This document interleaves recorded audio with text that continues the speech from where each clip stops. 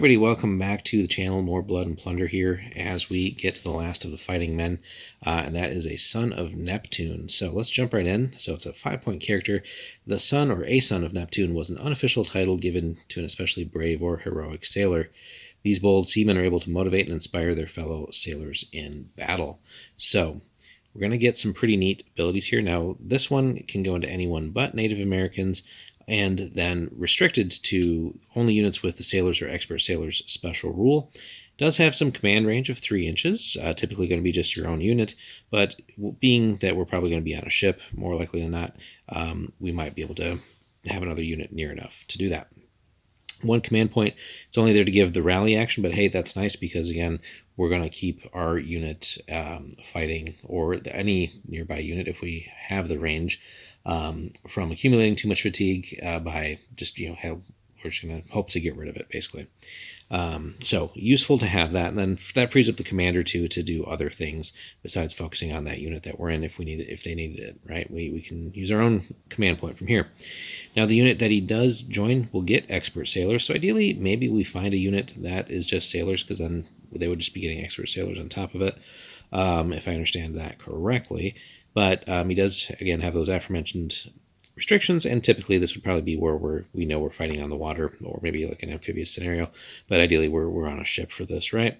Otherwise, expert sailors is going to be a little bit wasted. Now, tough is a great one to have. We've seen that so many times with the characters and even some of these upgrade characters. And that's, again, going to just help with managing fatigue throughout the force, right?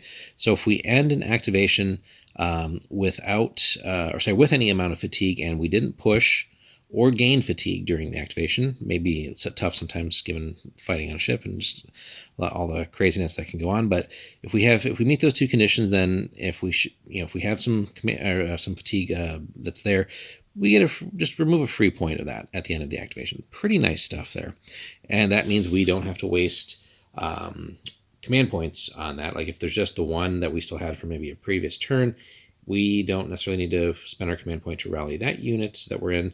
Maybe we just, we apply that to a nearby unit if they need it. So again, just lets us be a little bit more efficient with that and staying in the fight longer.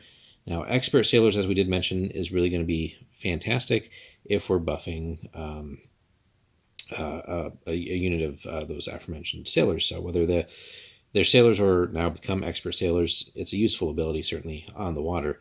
So a unit with that rule can pass advanced maneuver and sail setting tests on a 4-up, which is pretty good on a D10. So more likely to get those things through when needed. And, we might have multiple sailor units or even some expert sailor units in the force.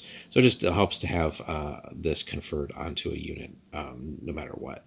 Good stuff to have overall.